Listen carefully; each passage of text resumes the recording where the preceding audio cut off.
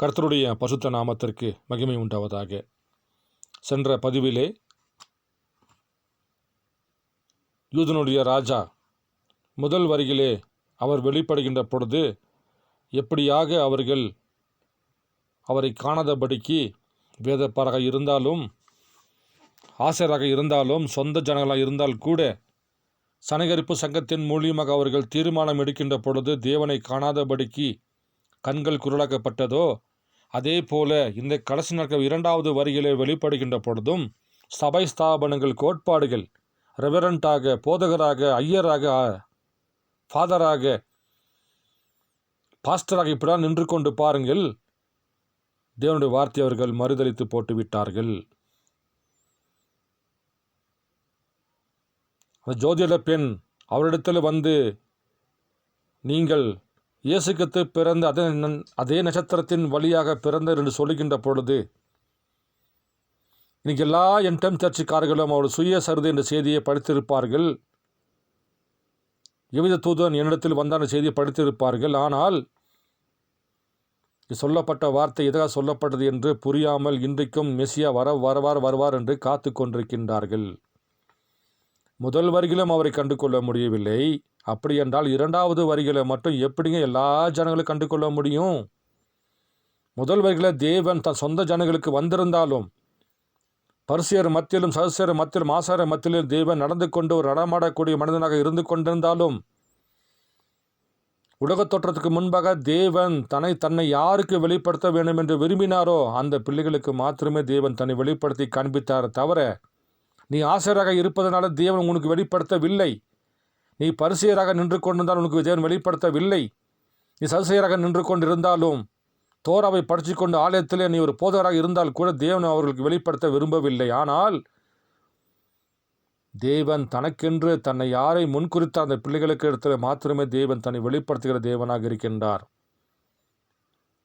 சமாரிய பெண்ணிடத்தில் வெளிப்படுத்தினது போல, பேதுருவினிடத்தில் வெளிப்படுத்தினது போல, அந்திரேயா இடத்துல வெளிப்படுத்தினது போல, நாத்தான் இடத்துல வெளிப்படுத்தினது போல, பிலிப்பு இடத்துல வெளிப்படுத்தினது போல, பவுல் இடத்துல வெளிப்படுத்தினது போல தேவன் இன்றைக்கு யாரிடத்துல தன்னை வெளிப்படுத்த வேண்டும், யாரை தன்னுடைய வெளிப்பாடுகளை பெற்றுக்கொள்ள வேண்டும் என்று தேவன் விரும்புகிறாரோ அந்த பிள்ளைகளுக்கு மாத்திரம்தான் தேவன் தன்னை வெளிப்படுத்தி காண்பிக்கிறார். ஆனால் இந்த உரைக்கப்பட்ட வார்த்தை எல்லா விதமான என்டம் சர்ச்சுடைய போதகர் வீட்டிலும் விசுவாசி வீட்டிலும் இருக்கும். ஆனால் இந்த வார்த்தையை தேவன் ஏன் அதை உள்ளே வைத்தார்? அந்த ஜோதிட பெண் ஏன் பிரண்ணாமுடைய பிறப்பை இயேசு கிறிஸ்துவோட பிறப்புக்கு ஏன் ஒப்பிட்டு பேச வேண்டும்? அது ஏன் இந்த கடைசி நாட்களில் ஒரு அடையாளமாக இருக்க வேண்டும்? எதற்காக? அவர் மெசியா என்பதை அடையாளம் கண்டு கொள்வதற்காக. அதே நட்சத்திர அடையாளத்தோடு அவர் பூமியில் பிறந்தார் என்று அவராலே முன்குறிக்கப்பட்ட பிள்ளைகள் அடையாளம் கண்டு கொள்ளப்பட வேண்டும் என்பதற்காகத்தான் அவர் 50 ஆண்டுகளுக்கு முன்பாக எனக்கு போதிக்கப்பட்ட வார்த்தையின் பிரகாரம் அவர் எருசலேமிலே சாதாரண மனிதனாக பிறந்தார் என்று போதிக்கப்பட்ட வண்ணமாகவே இந்த கடைசி நாட்களில் அவர் லாஸ் ஏஞ்சல்ஸ் என்ற பட்டணத்திலே மறைவீட்டுக்குள் பிறந்தார் என்று ஏன் அவர் சொல்ல வேண்டும்? தன்னுடைய பிறப்பை அவரே இயேசு கிறிஸ்துவோட பிறப்போடு ஏன் ஒப்பிட்டு பேச வேண்டும்? முத்திரையை உடைக்கும் போது ஆமேன்னு சொல்றீங்க, மரித்தவரை உயிர்ப்பிக்கின்ற பொழுது ஆமேன்னு சொல்றீங்க, சபை காலத்தினுடைய வியாக்கரணத்தை சொல்லுகின்ற பொழுது ஆமேன்னு சொன்னீங்க, கர்த்தராகிய இயேசு கிறிஸ்து நாமத்தில் ஞானஸ்நான பேருக்கு சொல்லி ஆமேன்னு சொன்னீங்க. ஆனால் இந்த வார்த்தைக்கு ஏங்க உங்களை ஆமேன்னு சொல்ல முடியல? அப்படி என்றால் உங்கள் ஆவி என்ன ஆவி? தேவனுடைய ஆவியாக இருந்தால் ஆதி ஆமத்திலிருந்து வெளிப்பட சொல்லப்பட்ட எல்லா விதமான வார்த்தைக்கும் ஆமென்று தான் சொல்ல வேண்டும். அதே போல் நீங்கள் தீர்க்கதரிசி பிரண்ணாமை அவர் தீர்க்கதரிசி ஏற்றுக்கொண்டால் தீர்க்கதரிசியோட வார்த்தைக்கு எல்லாத்துக்கும் ஆமென்று தான் சொல்ல வேண்டும்.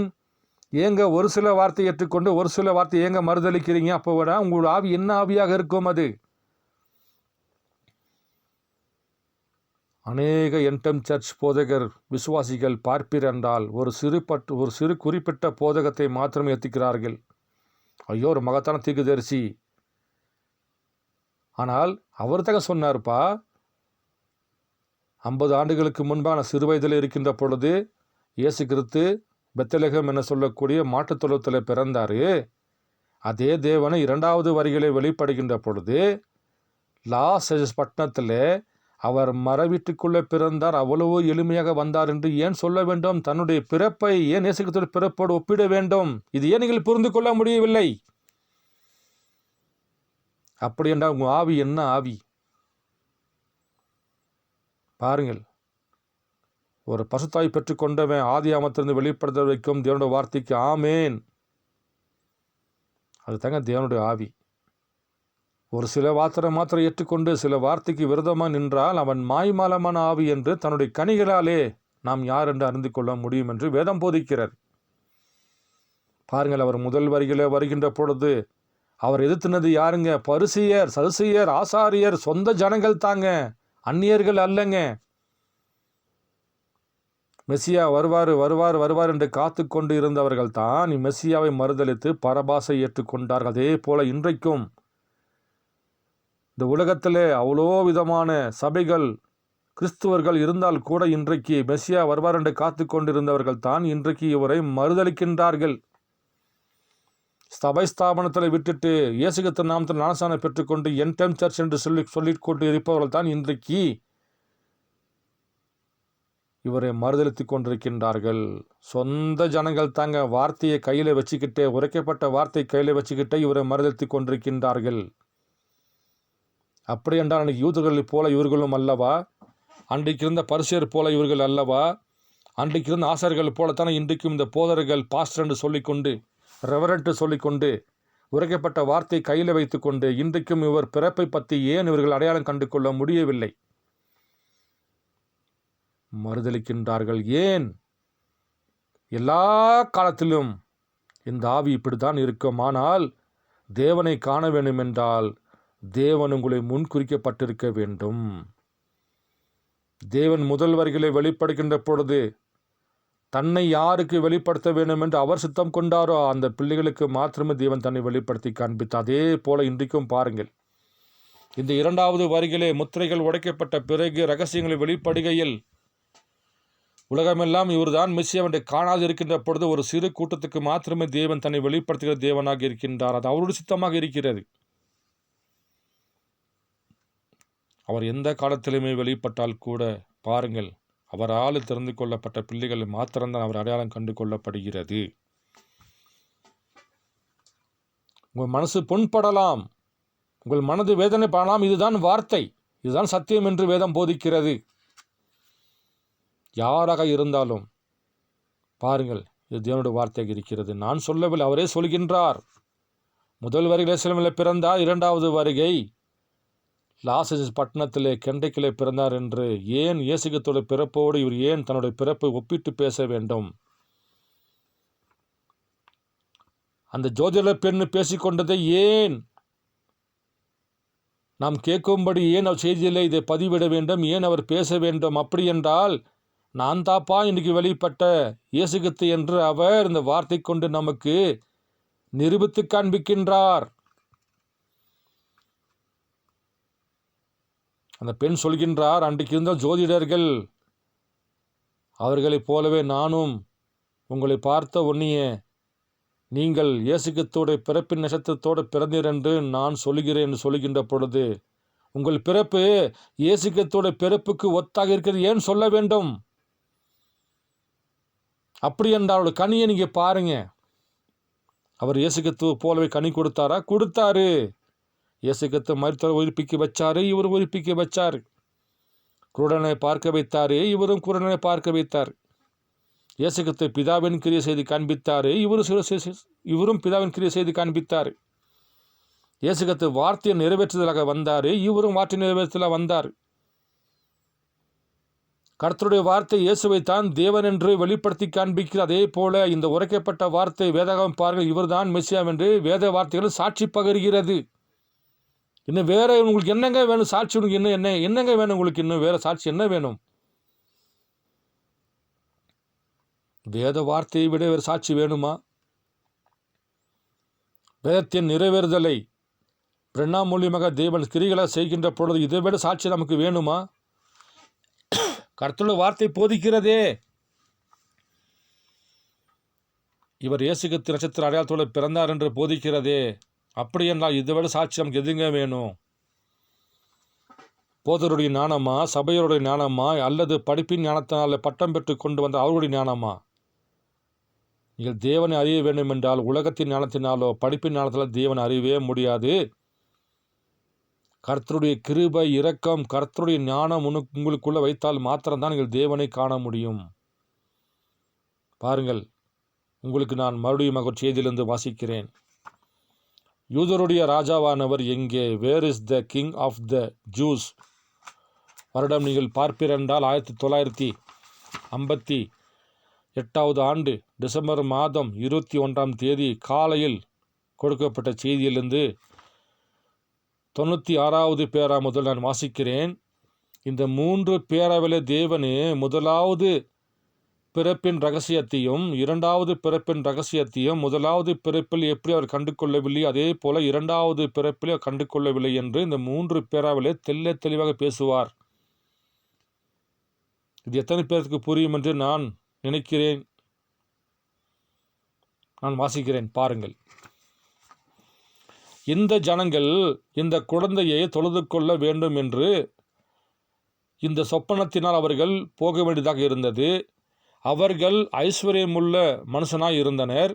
எனவே அவர்கள் சேகரித்த தங்களுடைய ஐஸ்வர்யங்களான தூப வர்க்கம், பொன், வெள்ளைப்போளம் போன்றவைகளை பொக்கிஷங்களாக எடுத்துக்கொண்டனர். பின்னர் மூவரும் ஒரு சாட்சியாக புறப்பட்டு சென்றனர்.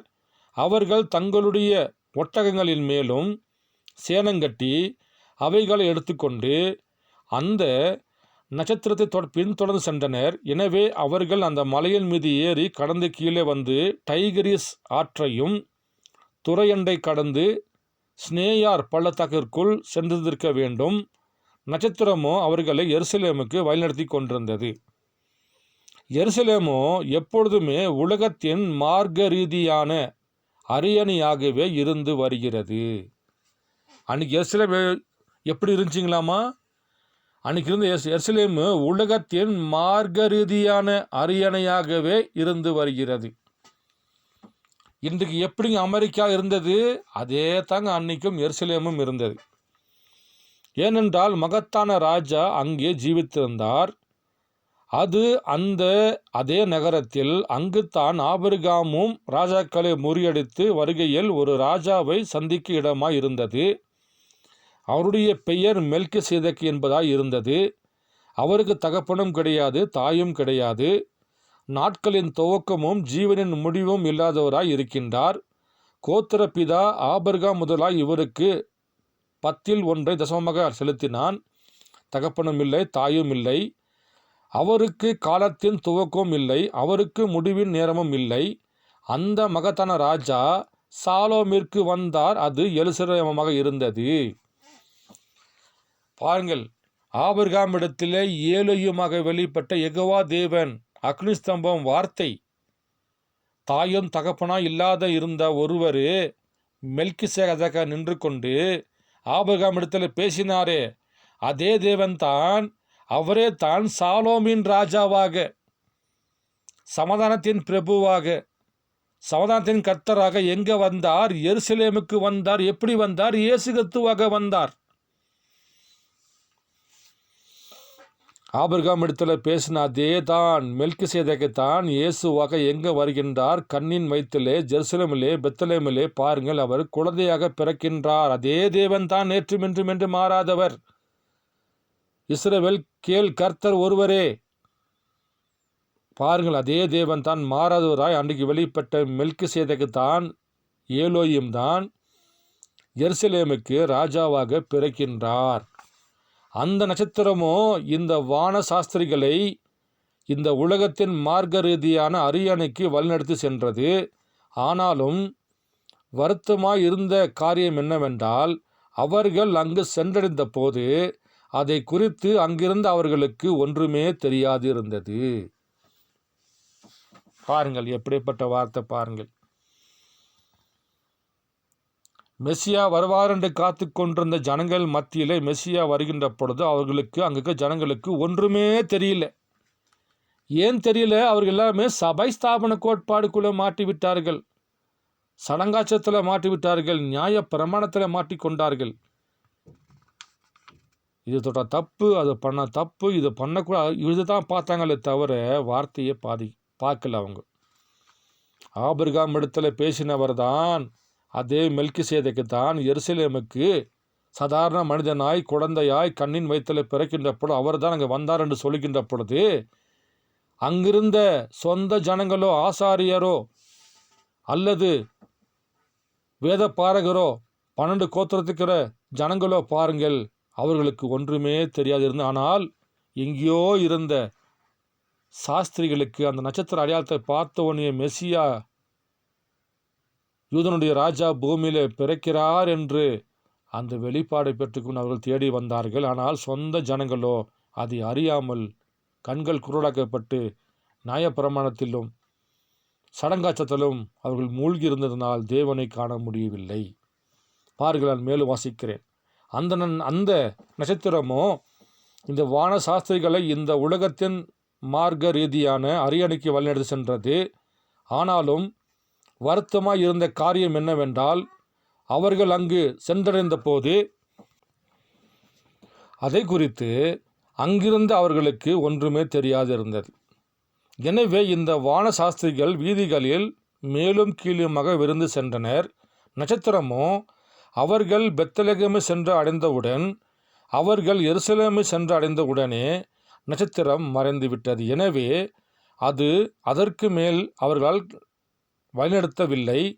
தேவன் என்ன செய்து கொண்டிருந்தார், எப்படி அந்த ஜனங்கள் புரிந்து கொள்ள முடியும் என்பதை காண்பிக்க பாருங்கள். அப்போ முதல் வரிகளே வருகின்ற பொழுது சொந்த ஜனங்களுக்கே அது தெரியவில்லை, புரியவில்லை. அப்போ இரண்டாவது வரிகளே வருகின்ற பொழுது எல்லோரும் தெரிந்து கொள்ளும்படியாக வருவார். ஆர்சிக்காரன் பார்க்குற மாதிரியே வருவார், இல்லை சிஎஸ்ஐக்காரன் பார்க்குற மாதிரியே வருவார், அல்லது பெண்டிகாஸ்டிக்காரன், ஏஜ் சபைக்காரன், என்டைம் சர்ச்சுக்காரன் இப்படியெல்லாம் பார்க்குற மாதிரியே வருவார். அவர் எப்படி வருவேன்னு சொன்னாரோ அவர் அப்படித்தான் வருவார். நீங்கள் நினைக்கிற மாதிரி, நான் நினைக்கிற மாதிரி, ரெவரண்ட் நினைக்கிற மாதிரி, போதகர் நினைக்கிற மாதிரி தேவன் வரமாட்டார். அவர் எப்படி வருவார்னு சொன்னாரோ அந்த வழியாக மாத்திரம்தான் அவர் வருவார். அவர் தன்னுடைய வார்த்தையை மாற்றி கொள்கிற தேவன் அல்ல. தன் வார்த்தையை நிறைவேற்றி அந்த வார்த்தையை தேவன் பாதுகாக்கிற தேவனாக இருக்கின்றார். அப்போ இன்றைக்கி மட்டும் எப்படிங்க ஆர்சிக்கார் நினைக்கிற மாதிரி வருவான் காத்துட்டுருக்கிறாங்க, பெண்டிகாஸ்டிக்கார் அவன் வேறு மாதிரி வருவான் காத்துட்டுருக்கிறாங்க. எப்படிங்க வருவார்? முதல் வரிகளை வருகின்ற பொழுது அந்த ராஜா எளிமையாகத்தானே வந்தார், நடமாடக்கூடிய மனிதனாகத்தானே வந்தார், ஆவியாக வந்தாரா? சவுல் ராஜா போல நாட்டு மக்கள் ஆளுகை செஞ்சாரா? இல்லைங்க, அவர் வார்த்தையின் தேவனாக வந்தார். உலகத்தின் பாவங்களை தன்மேல் சுமந்து கொள்கின்ற இனத்தான் மீட்பராக வந்தார். தன் ஜீவன் நமக்காக கொடுத்து பாவியாக இருக்கிற நம்மளை அவரை போல மாற்றுவதற்காக, தன்னை பசுத்தவானாக மாற்றிக்கொள்வதற்காக அவர் தன்னை பாவமானார் என்று வேதம் போதிக்கிறது. அதுதான் அந்த ராஜா. அவர் தான் சமாதானத்தின் ராஜா, அவர் தாங்க யூதனுடைய ராஜா. அந்த ராஜா இரண்டாவது வரிகளை வருகின்றபடி எப்படிங்க வருவார்? அப்படியே தான் வருவாருங்க. முதல் வரிகளில் அந்த ராஜா என்ன செய்தாரோ அதே போல் அந்த ராஜா இரண்டாவது வருகையிலும் அதே மெசியாவின் கிரியைகள், அதே தீர்க்கதரிசியின் கிரியைகள், அதே மனுஷகுமாரனின் கிரியைகள், அதே ஆபிரகாமின் குமாரனின் கிரியைகள், அதே தாவீதுடைய குமாரனின் கிரியைகள், அதே யோசேப்பினுடைய கிரியைகள், அதே யோசுவாவுடைய கிரியைகள், அதே ஆபிரகாமுடைய கிரியைகள், அதே மெல்கிசேதேக்குடைய கிரியைகளாகத்தான் வருகிறார். ஏன் வெளிப்படுத்தல் புஸ்தகங்கள் போதிக்கவில்லையா? வெளிப்படுத்தல் 3:20 போதிக்கிறது, இதோ வாசல் பெண் நின்று கதவை தட்டுகிறேன், ஒருவன் கதவை திறந்தால் அவனிடத்தில் நான் போஜனம் பண்ணுவேன், அவனும் என்னுடன் போஜனம் பண்ணுவான். அப்போ இந்த மெல்கிசேதேக்கு பூமிக்கு வரலையா? லவோதிகா சபை கதவை தட்டலையா? அப்போ லவோதிகா சபை கதவை தட்டின அந்த மெல்கிசேதேக்கு யார்? லவோதிகா சபை வெளியே தள்ளிருச்சே, தபால் போட்டுக்குச்சே. அப்போ அங்கே ராபர்சனை கொண்டு வந்த அந்த மெல்கிசேதேக்கு யார்? நித்திய ஜீவன் வார்த்தையாகிய ஒரிஜினல் வார்த்தை கொண்டு வந்தார் அந்த மெல்கிசேதேக்கு யார்? எல்லா சபைகளும் இன்னைக்கு இயேசு கிறிஸ்து தானே வணங்குறாங்க. அப்போ எப்படிங்க வேதம் போதிக்கிறது? இயேசு கிறிஸ்து வெளியே இருக்கிறாரு, எப்படிங்க போதிக்கிறாரு அவரு? எல்லா சபைகளும் எல்லா ஸ்தாபனங்களும் இயேசு கிறிஸ்துவை தான் மகிமைப்படுத்துகின்றார்கள், வணங்குகின்றார்கள். ஆனால் வேதம் அப்படி போதிக்கலையே. லவதிக சபை கிறிஸ்துவை வெளியே தள்ளிவிட்டது. அப்போ சபைக்குள்ள யார் இருக்கிறா? இயேசு கிறிஸ்து சபையை விட்டு வெளியே இருக்கிறா என்றால் உள்ள யார் இருக்கிறா? யாராவது புரிந்து கொள்ள முடியுமா? யாரும் செய்தி வாசிப்பதில்லை. அப்போ முன்குறிக்கப்பட்ட பிள்ளைகள் யாரோ அந்த பிள்ளைகளுக்கு தேவன் தன்னை வெளிப்படுத்துகிறார். பாருங்கள், சொந்த ஜனங்களே அன்னைக்கு நட்சத்திரங்களை காணுகின்ற பொழுது சாஸ்திரிகள் வந்து சொன்னதுக்கு அப்புறம்தான் இவர்கள் பயந்துகிட்டு வேதவாசல் தேடி பார்த்தார்கள். அப்போ இன்னைக்கு மட்டும் எப்படிங்க? அதையும் வாசிக்கிறேன் பாருங்கள். தேவனுடைய, அதாவது 99வது பேரா, தேவனுடைய மகத்தான வெளிச்சம் பிரகாசித்து துவங்கி இருக்கும்போது இன்றைக்கும் இன்னமும் நம்முடைய வேத சாஸ்திரிகள் எல்லாவற்றையும் கொண்டுள்ள நம்முடைய பெரிய சபைகள் அதை குறித்து ஒன்றுமே அறியாதிருக்கின்றனர். பார்கள், அன்றைக்கு எப்படியாக ஏரோதமன் அறிந்து கொள்ளவில்லையோ, அன்னைக்கு இருந்த ஆசாரியர்கள், வேதப்பாரர்கள், பரிசேயர், சதுசேயர்கள் மற்றும் சொந்த ஜனங்கள் யூதர்கள் எப்படி அவர்கள் முதல் வரிகளை வெளிப்பட்ட யூதராஜாவை அறிந்து கொள்ள முடியவில்லையோ, அதே போல இன்றைக்கும் அவர் பேசுகின்றார். பாருங்கள், மறுபடியும் வாசிக்கிறேன். தேவனுடைய மகத்தான வெளிச்சம் பிரகாசித்து துவங்கி இருக்கும் போது இன்றைக்கும் இன்னமும் நம்முடைய வேத சாஸ்திரிகள் எல்லாவற்றையும் கொண்டுள்ள நம்முடைய பெரிய சபைகள் அதை குறித்து ஒன்றுமே அறியாது இருக்கின்றனர். அவர் முதல் வரிகளை யூதராஜாவாக வருகின்றപ്പോൾ அன்னைக்கு எப்படியாக யூத சபை அறிந்து கொள்ளவில்லையோ, அந்த யூத சபைக்குள் இருந்த போதகர், ஆசாரியர்கள், பரிசேயர்கள் அறிந்து கொள்ளவில்லையோ, அதே போல இன்றைக்கும் அவர் பூமிக்கு வருகின்ற பொழுது இன்றைக்கு கூடிய வேத சாஸ்திரிகளாகட்டும், சபைகளாகட்டும், ஏன் என் டைம் சர்ச்சு கூட ஆகட்டும், இவர் யார் என்று அறியாது இருக்கின்றனர். வாட்டிகன் நகரத்துக்கு இந்த காரியங்களை குறித்து என்ன தெரியும்? பாருங்கள், இன்றைக்கு வாட்டிகனுக்கு இயேசு கிறிஸ்துவின் இரண்டாவது பிறப்பு என்ன தெரியும்? போப்புக்கு என்ன தெரியும்?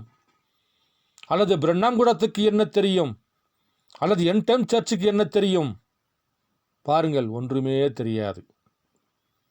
நாமோ மேல் வாசிக்கிறேன்.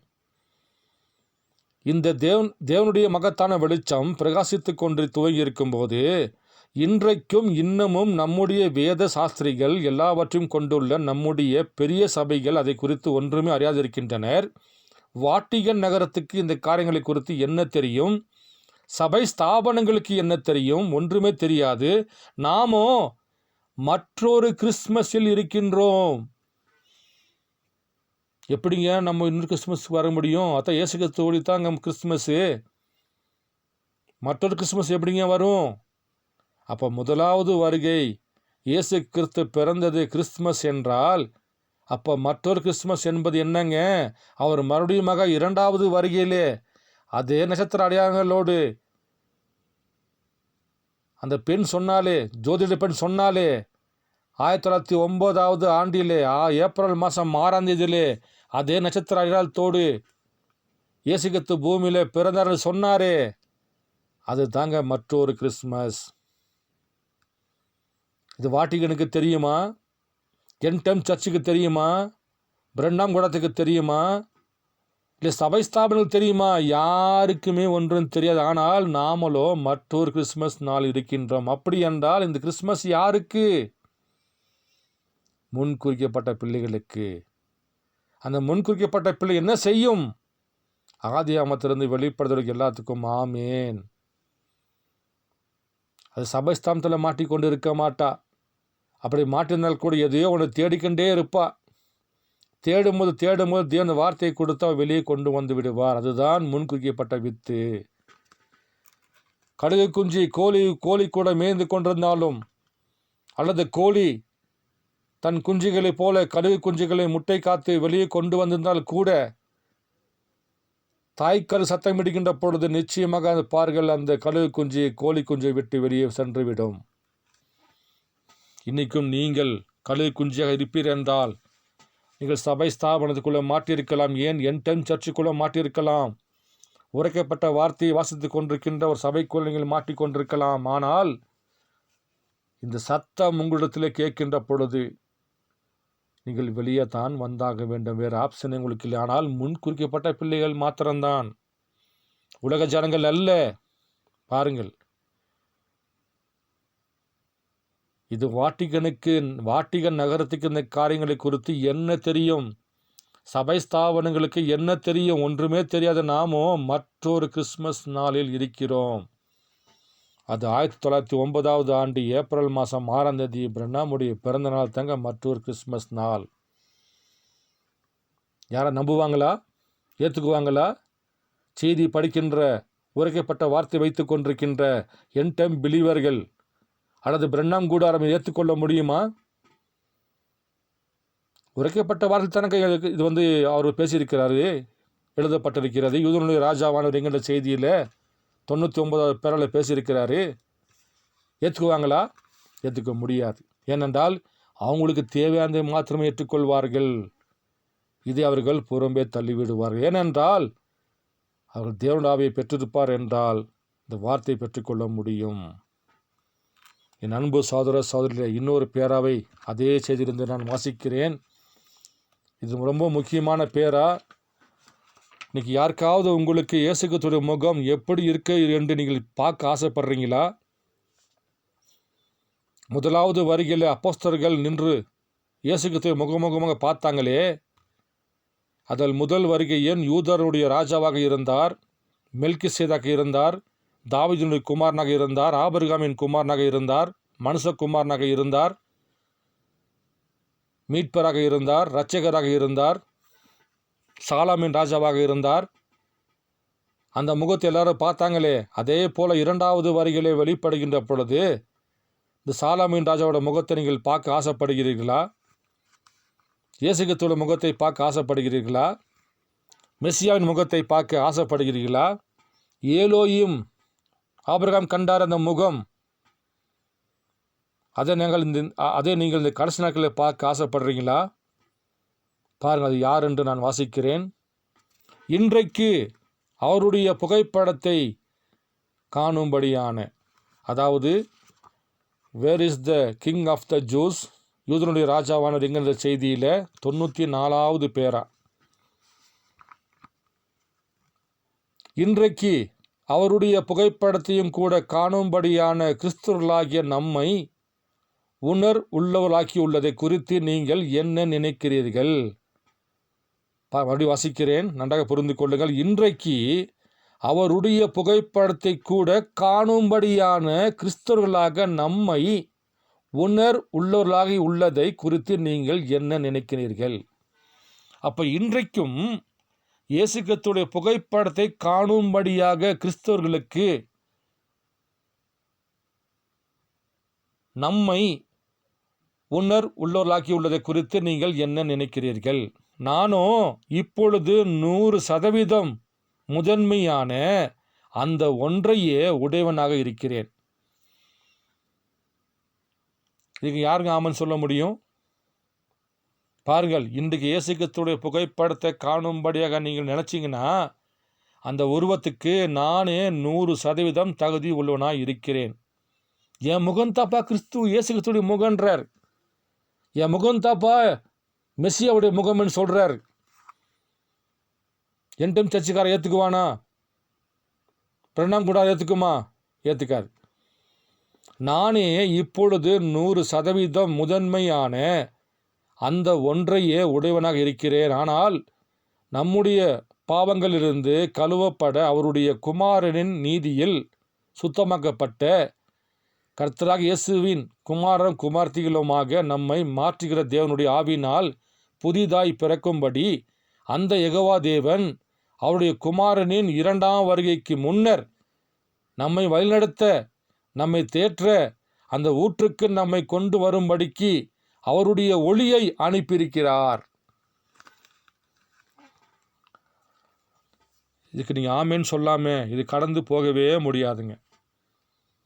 2வது வருகையிலே அந்த வெளிச்சம் வந்திருக்கிறது. அந்த வெளிச்சம் அவருடைய ஊற்றுக்கு வழிநடத்தும்படியாக அவர் அந்த ஒளி அனுப்பிக்கின்றார். அந்த ஒளி தாங்க அக்னி ஸ்தம்பம். அந்த அக்னி ஸ்தம்பம் எங்கே இருந்ததுங்க? பிரன்னாமுடைய தலைக்கு மேலே இருந்தது, பிரன்னாமுடைய தோல் மேலே இருந்தது. அப்படி என்றால் அந்த உருவம் யாருடைய உருவங்க? அந்த உருவத்துக்கு, இயேசு கிறிஸ்துவின் உருவத்துக்கு நானே இப்பொழுது 100% முதன்மையான ஒன்றை உடையவனாக இருக்கிறேன். யாராவது ஏற்றுக்கொள்ள முடியுமா? ஏற்றுக்க மாட்டாங்க. வாசிக்கிற பாருங்க, இன்னொரு பேரை வாசிக்கிறேன். அதே செய்திதான் 158 முதல் 159 வரைக்கும் வாசிக்கிறேன். அழுத்தம் பூமிக்கு வர துவங்கும்போது பிசாசு பகட்டாவரம் போன்ற தன்னுடைய காரியங்களை நீங்கள் கண்களினால் காணும்படி முன்வைக்கின்றன. பாருங்கள், தேவனுடைய வார்த்தை பூமியில் அழுத்தம் தருகின்ற பொழுது அந்த வார்த்தையை மறுதளிப்பதற்காக பிசாசு என்ன செய்கின்றான்? தன்னுடைய காரியங்களை பூமியிலே அவன் விதையாக விதைக்கப்படுகின்றான். தேவனோ நீங்கள் காண முடியாத ஆவியாய் இருக்கிற தம்முடையதை நீங்கள் விசுவாசிக்கும்படி முன்வைத்தார். பாருங்கள், தேவனும் அவருடைய வார்த்தையை முன்வைக்கிறாரு. அதே போல பேச பாருங்கள், அவனும் தன்னுடைய வார்த்தையை முன்வைக்கின்றான். அப்படி வைக்கின்ற பொழுது அன்றைக்கு எருசலேம் அது பதிலை பெற்றுக்கொள்ளவில்லை. அன்றைக்கு இயேசு கிறிஸ்து பூமியில் வெளிப்பட்டு பிதாவின் கிரைகளை செய்கின்ற பொழுது அன்றைக்கு எருசலேம் அன்றைக்கு பதிலை பெற்றுக்கொள்ள முடியவில்லை, அவரை காண முடியவில்லை, ஏற்றுக்கொள்ள முடியவில்லை. அதே போல இரண்டாவது வருகையிலே தேவன் பூமிக்கு வருகின்ற பொழுதும், ஒரு அழுத்தம் பூமிக்கு தருகின்ற பொழுதும் ஜெபர்சன்வில்லில் அதற்கான பதிலை பெற்றுக்கொள்ளவில்லை. ஏங்க ஜெபர்சன்வில்லை பற்றி பேசணும், எருசலேமை பற்றி பேசணும்? இவர் முதல் வரிகளை எருசலேமில் பிறக்கின்ற பொழுது அங்கே பதிலை அவர்கள் பெற்றுக்கொள்ள முடியவில்லை. அதே போல இரண்டாவது வரிகளே வருகின்ற பொழுது அவர் ஜெபர்சன்வில்லில் அதற்கான பதிலை பெற்றுக்கொடுக்கவில்லை, லூவிலும் பெற்றிருக்கவில்லை, அமெரிக்காவும் பெற்றிருக்கவில்லை, உலகமும் பெற்றிருக்கவில்லையே. பாருங்கள், எப்படிப்பட்ட வார்த்தை பாருங்கள். அவர் முதல் வரிகளே பூமியிலே வெளிப்பட்டு பிதாவின் கிரைகளை செய்கின்ற பொழுது அந்த ஊழியத்தின் ரகசியங்களையும் அன்றைக்கி வெளிப்பட்ட மெசியாவாக இயேசு கிறிஸ்துவையும் அந்த வெளிப்பாடுகளை அன்றைக்கு எருசலேம் பெற்றுக்கொள்ளவில்லை. அதே போல கிழக்கிலே உதித்த சூரியன் மேற்கிலே மறைவனும் என்று வேதம் போதிக்கிறது. கிழக்கிலே உதித்த குமாரன் மேற்கு வரைக்கும் அவர் வர வேண்டும் என்று போதிக்கிறது. சாயங்கால நிலத்தில் ஒரு வெளிச்சம் புரஜாதி மேலே வரும் என்றும் வேதம் போதிக்கிறது. அப்படி வருகின்ற பொழுது எருசலேம் அந்த எப்படி வெளிப்பாடு பெற்றுக்கொள்ளவில்லையோ அதே போல் அமெரிக்காவில் இருக்கக்கூடிய ஜெபர்சன்லாகட்டும். ஏங்க ஜெபர்சன்னு? அங்கே தாங்க பிரன்னாம் கூடாரம் இருக்கிறது. அப்போ பிரன்னாம் கூடாரம் அதை பெற்றுக்கொள்ளவில்லை, லூவிலும் அதை பெற்றுக்கொள்ள முடியவில்லை, அமெரிக்காவும் அதை பெற்றுக்கொள்ள முடியவில்லை, உலகமும் அதை பெற்றுக்கொள்ள முடியவில்லை. ஏன்? யூதனுடைய ராஜா இந்த பூமியில் இருக்கிறார் என்ற வெளிப்பாடை பெற்றுக்கொள்ள முடியவில்லை. எல்லாமே உலகத்துக்குள்ளே இருப்பதனால, காஸ்மாஸ்குள்ளே இருப்பதனால பாருங்கள், இன்றைக்கு வேத வார்த்தைகளை ஆராய்ந்து பார்த்து நித்திய ஜீவனை பெற்றுக்கொள்வதற்கு பதிலாக அவர்கள் சபை ஸ்தாபன கோட்பாடுகள் மூலியமாகவும் மனிதனுடைய ஞானத்தின் மூலியமாக தேவனை தேடுவதனால் அவர்கள் பெற்றுக்கொள்ள முடியவில்லை. அன்றைக்கு ஜெருசலேமை பெற்றுக்கொள்ள முடியவில்லை, இன்றைக்கு பிரன்னாம் கூடாரம் இருக்கிற ஜெபர்சலேமை பெற்றுக்கொள்ள முடியவில்லை, லூவிலும் பெற்றுக்கொள்ள முடியவில்லை, அமெரிக்காவும் பெற்றுக்கொள்ள முடியவில்லை. உலகத்திற்கிற எல்லா நாடுகளும் இன்றைக்கு இவர் யார் என்று அந்த வெளிப்பாடை பெற்றுக்கொள்ள முடியவில்லை. ஆனால் அவராலே முன்குறிக்கப்பட்ட ஒரு சின்ன கூட்டம் மாத்திரம்தான் இந்த வேத வார்த்தைகளை ஒன்றோடு ஒன்று சேர்க்கப்பட்டு அந்த வேதத்தில் வெளிப்பட்ட ரகசியங்களை பெற்றுக்கொள்ள தேவன் ஒரு சிறு கூட்டத்துக்கு மாத்திரமே கண்கள் திறந்து வைத்திருக்கின்றார். என் அன்பு சகோதர சகோதரிகளே, இவர் தான் மெசியா, இவர் தான் யூதனுடைய ராஜா என்று சொல்வதற்கு அநேக விதமான செய்திகள் பேராக்கள் உண்டு. ஆனால் விசுவாசிகள் மாத்திரமே இந்த வெளிப்பாடு ரகசியம் அவர்கள் மாத்திரம் இது புரியும் என்று நான் விசுவாசிக்கிறேன். ஏனென்றால் இது கர்த்தருடைய வார்த்தை. எல்லாமே பேராக்குள்ளேருந்து தான் வாசித்து காண்பித்தேன். எல்லாமே நீங்கள் படித்து செய்து தான் என் டைம் சர்ச்சு உடைய போதகராகட்டும், விசுவாசிகளாகட்டும், யாராக இருந்தாலும் உரைக்கப்பட்ட வார்த்தைகள் கையில் வைத்து கொண்டிருப்பீர் என்றால் அந்த வார்த்தைக்குள்ளே தாங்க நான் அவர் யார் என்று வெளிப்படுத்தி காண்பித்தேன். அவரே இன்றைக்கு வெளிப்பட்ட யூத ராஜா, அவரை வெளிப்பட்ட சாலோமின் ராஜா, அவரே சமாதானத்தின் பிரபு, அவரே ஏலோயும், அவரே மெஸ்ஸியா, அவரே மனுஷகுமாரன். உங்களுக்கு நான் ஒரே ஒரு வார்த்தையை மாத்திரம் வாசிக்கிறேன். பிரசவ வேதனை, பெர்த் பெயின்ஸ், ஜனவரி மாதம் 24 1965 ஆண்டில் கொடுக்கப்பட்ட செய்தியில் இன்றைக்கி உலகமெல்லாம் மனுஷகுமாரன் வருவார் என்று காத்து கொண்டிருக்கின்றார்களே, அவர் வந்தாரா இல்லையா? ஒரு இதை மட்டும் வாசிக்கிறேன். பிரசவ வேதனை, பெர்த் பெயின்ஸ், ஜனவரி மாதம் 24 1965 கொடுக்கப்பட்ட செய்தியில் 259 முதல் 261 வரைக்கும் வாசிக்கிறேன். இப்பொழுது ஞாபகம் கொள்ளுங்கள், இயேசு இன்னும் கொஞ்ச காலத்தில் உலகம் என்னை காணாது, நீங்களும் என்னை காண்பீர் என்றார். நான் தேவனிடத்திலிருந்து வந்தேன், திரும்பவும் தேவனிடத்துக்கு போகிறேன் என்று கூறினார். அவருடைய மரணம் அடக்கம் பிறகு அவர் உயிர்த்தெழுதலும் கூறினார். நான் அவரே. அக்னிஸ்தம்பம் வனாந்தரத்தில் காணப்பட்ட கல்மலையுமானவர். இருக்கிறவராக இருக்கிறேன் என்றவர் யார்? எரிய முட்புதரில் காணப்பட்டவர் தானே. அவரே மாம்சமாகி நமது மத்தியில் வாசம் செய்தார். பசுத்த ஆவியாய் இருந்த நிலைக்கு தாம் திரும்புவதை குறிக்கவே அவர், நான் தேவனிடத்திலிருந்து வந்திருக்கிறேன், திரும்பவும் தேவனிடத்துக்கு போகிறேன் என்றார். அதே தேவன் யாருங்க? அக்னிஸ்தம்பத்தில் வெளிப்பட்ட தேவனு, இயேசுகிறிஸ்துவாக மாம்சத்தில் வெளிப்பட்ட தேவனு, இருக்கிற சொன்ன தேவனு, அதே தேவன் தான் இதோ மத்தியிலே இருக்கிறார். விஞ்ஞானம் அவரை புகைப்படம் எடுத்தது. பாருங்க, பிரண்ணாமுடைய தலைக்கு மேல் இருக்கிற அந்த அக்னிஸ்தம்பம் புகைப்படத்தாங்க விஞ்ஞான புகைப்படம் எடுத்தது. விஞ்ஞான படத்தின் நிருபத்திற்கு மேலாக அவர் இதோ இங்கே நிரூபித்தவராக இருக்கிறார். இந்த நாளுக்கென்று வெளிப்படும் மனுஷகுமாரன் நான் தான். எப்படிப்பட்ட வார்த்தை பாருங்கள். அக்னிஸ்தம்பத்தில் இருந்தவர் தான், இருக்கிறவராக இருந்தவர் தான், இயேசுகிறிஸ்துவாக மாம்சத்தில் வெளிப்பட்டவர் தான், உலகம் என்னை காணாது, நீங்களும் என்னை காண்பீர் என்று சொன்னவர் தான். அதே தேவன் தான் மத்தியிலே இந்நாளுக்கென்று வெளிப்படுகிற மனுஷகுமாரன் நான் தான். இப்பொழுது அவர் இங்கே இருக்கிறார்.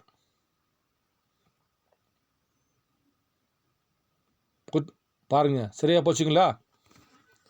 அக்னிஸ்தம்பத்தில் வெளிப்பட்டவர், ஆபிரகாம்கிட்ட பேசினவர், நோவாக்கிட்ட பேசினவர், மோசைக்கிட்ட இருந்து தன்னை வெளிப்படுத்தி காண்பிச்சவர், இயேசுகிறிஸ்துவாக வெளிப்பட்டவர் தான்.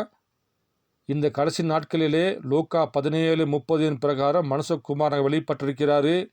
அந்த மனுஷகுமாரன் நான் தான், அது பிரண்ணாம் தான் என்று இந்த பேர் நமக்கு போதிக்கிறது. பாருங்கள், அந்த யூதனுடைய ராஜா 2வது வருகையிலே எளிமையாக வேத வார்த்தை நிறைவேறுதலாக மெசியாவாக பிதாவுடைய கிரிகளை செய்து முடித்து விட்டார். அப்போ யாருங்க ஆமன் சொல்ல முடியும்? யாருங்க காண முடியும்? தேவனாலே அனுமதிக்கப்பட்ட முன்குறிக்கப்பட்ட தேவனுடைய பாகமாக யார் இருக்கிறார்களோ அவர்கள் மாத்திரம்தான் 2வது வருகையிலே வெளிப்பட்ட இந்த யூதனுடைய ராஜாவானவர் எங்கே? அவரே பிரண்ணாமாக இருக்கிறார், அவரே லோகஸாக இருக்கிறார், அவரே மெஸ்ஸியாவாக இருக்கிறார் என்று வெளிப்பாடு பெற்றுக்கொள்வார்கள். என் அன்பு சகோதர சகோதரியிலே, உரைக்கப்பட்ட வார்த்தை கையிலே இருக்கிறது. நன்மை தீமை அறித்த கனியும் கையிலே இருக்கிறது. உங்கள் ஆவி என்ன ஆவி பெற்றுக்கொண்டீர்களோ, உங்கள் ஆவியோட தன்மை எதுவோ அது கர்த்தருடைய ஆவியாக இருக்கும் என்றால் வார்த்தை விசுவாசிக்கும். அது கர்த்தருடைய ஆவி இல்லை என்றால் அந்த வார்த்தையை புறக்கணித்து விடும். தேவன் ஆதாம் இடத்திலும் ஏவாடத்திலும் தேவன் இந்த உரைக்கப்பட்ட வார்த்தை ஆகிய நன்மை தீமை அறித்த கனியை தேவன் வச்சது போல இன்றைக்கும் இந்த கடைசி நாட்கள் தேவன் நன்மை தீமை அறித்த கனியாகிய இந்த வார்த்தையை மறுதளிக்கிற வார்த்தையை வைத்திருக்கின்றார். நீங்கள் பெற்றுக்கொண்டிருக்கிற ஆவி என்ன ஆவியோ அந்த ஆவியுடைய கனிகளை நீங்கள் தர முடியும். கர்த்தர் உங்களோடு இருப்பாராக. நிச்சய செய்தியை வாசியுங்கள். எல்லாமே நீங்கள் படித்த செய்தி தான். பேரக்களை எடுத்து பார்த்து ஜெபம் பண்ணி இந்த செய்தியை வாசித்து பாருங்கள். நிச்சயமாக நீங்கள் யூதனுடைய ராஜாவை கண்டுபிடிக்க முடியும், நீங்கள் காண முடியும். கர்த்தர் உங்களோடு இருக்கின்றார். ஆமேன்.